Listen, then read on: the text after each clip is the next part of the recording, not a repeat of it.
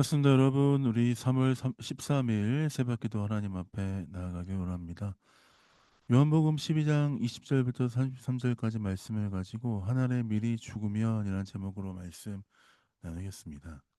예수님은 예루살렘에 입성하셨습니다. 우리 12장 초반에 보았듯이 호산나 호산나 찬양하며 많은 사람들이 예수님이 예루살렘 성에 입성하는 것에 대해서 환영하고 또 경배하는 장면을 보았습니다. 그 환호성 뒤에는 많은 사람들이 환호성하는 그 환호성 뒤에는 바리새인들의 그 죽이고자 하는 그 계략이 숨어 있었지요. 그럼에도 불구하고 어쨌든 예수님은 아직 자신의 때가 오지 않았기 때문에 그 모든 상황들이 진행되고 있는 중입니다. 그 오늘 본문 말씀을 보면 이제 예수님의 때가 점점 가까이 오고 있음을 볼 수 있습니다. 마테마가 누가복음에서는 그 본문 예수님의 고난 받는 장면 이 약간 후반부에 마태복음 같은 경우는 24장, 25장 이후에 나오기 시작하고 누가복음도 그렇고 마가복음도 그렇고 약간 후반부에 진행이 됩니다. 그렇지만 이 요한복음은 12장부터 이제 예수님의 그 죽으심에 대한 예고가 나오기 시작하죠. 예루살렘 성에 입성하면서 호산나 하는 부르던 그 장면들이 아주 이른 초반부에 나오기 시작합니다. 어쨌든 오늘 우리가 보는 본문 말씀을 보면 이제 명절이 되어서 헬라인 중 몇 명이 예수님을 보고자 하였습니다. 그렇게 빌립과 안드레를 통해서 예수님을 만나게 되었고 또한 예수님은 자신의 죽음에 대해서 말씀하셨습니다. 영광을 얻을 때가 되었고 이제 너에게 이 말을 한다라고 하면서 26절 4절부터 26절까지 말씀을 통해서 예수님 가르쳐 주시고 있습니다. 제가 한번 읽어보겠습니다. 내가 진실로 진실로 너희에게 이르노니 하늘의 밀이 땅에 떨어져 죽지 아니하면 하늘 그대로 있고 죽으면 많은 열매를 맺느니라. 자기의 생명을 사랑하는 자는 잃어버릴 것이요 이 세상에서 자기의 생명을 미워하는 자는 영생하도록 보존하리라. 사람이 나를 섬기려면 나를 따르라. 나 있는 곳에 나를 섬기는 자로 거기 있으리니 사람이 나를 섬기면 내 아버지께서 그를 귀히 여기시리라.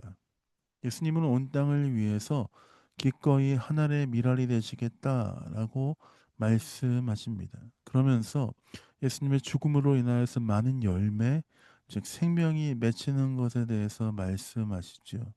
그리고 사람이 나를 섬기려면 나를 따르고 나 있는 곳에 따라오라라고 말씀하시면서 또한 나를 따라오며 섬기는 자는 아버지께서 귀히 여기실 것이다라고 말씀하시며 예수님의 죽음이 헛된 것이 아니고 예수님의 죽으심을 따라서 그 희생을 따라 그것들을 몸에 짊어지고 사는 것이 하나님께 영광이고 하나님께서 책임지시는 삶에 대해서 예수님 말씀하시고 있습니다. 그리고 예수님은 하나님 아버지께 기도하십니다. 27절 중반부터 28절까지 보면 이렇게 기도하십니다. 아버지여 나를 구원하여 이 때를 면하게 하여 주옵소서. 그러나 내가 이를 위하여 이 때에 왔나이다. 예수님도 이것들을 받는 것이 참 고통스럽고 어렵다라고 생각이 되셨던 것 같습니다. 28절입니다. 아버지여 아버지 이름에 영광스럽게 하옵소서 하시니 이에 하늘에서 소리가 나서 이르되 내가 이미 영광스럽게 하였고 또다시 영광스럽게 하리라 하시니 예수님은 그것이 그 십자가를 지는 일, 죽음을 향해 달려가는 일이 고통스러운 일이지만 그것이 아버지께 영광스러운 일임을 기억하며 아버지여 영광스럽게 하옵소서 하고 기도하시니 하나님께서는 이미 영광스럽게 되었다라고 말씀하셨습니다. 32절, 33절 그 의미가 무엇인지 설명하십니다. 내가 땅에서 들리면 모든 사람을 내게로 이끌게노라 하시니 이렇게 말씀하심은 자기가 어떠한 죽음으로 죽을 것을 보이심이러라. 하나님께 영광스럽게 하옵소서라고 기도한 것이 무엇이었냐면 32절에 있는 것처럼 땅에서 들리는 것, 즉 십자가의 죽으심에 대해서 예수님은 말씀하시고 있습니다. 십자가에 죽으시는 것 땅에서 들리면 모든 사람들을 내게로 이끌 수 있는 일이 될 것이다라고 말씀하시죠. 어떤 죽음으로 죽을 것인지에 대해서 예수님이 그렇게 하실 것인지에 대해서 말씀하고 가르쳐 주고 있습니다. 예수님이 이 땅에 오신 이유가 있다면 하나님의 영광을 드러내기 위해서 이 땅에 오신 것입니다. 하나님의 영광을 드러내는 것은 무엇입니까?